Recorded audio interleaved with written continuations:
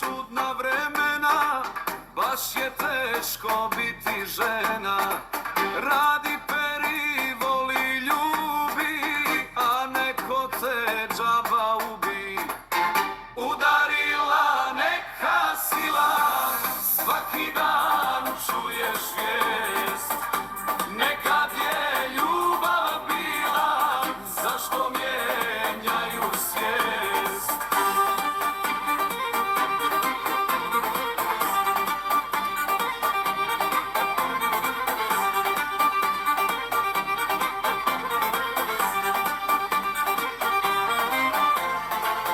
Da li imate malo duše, kako to podnose vaša djeca?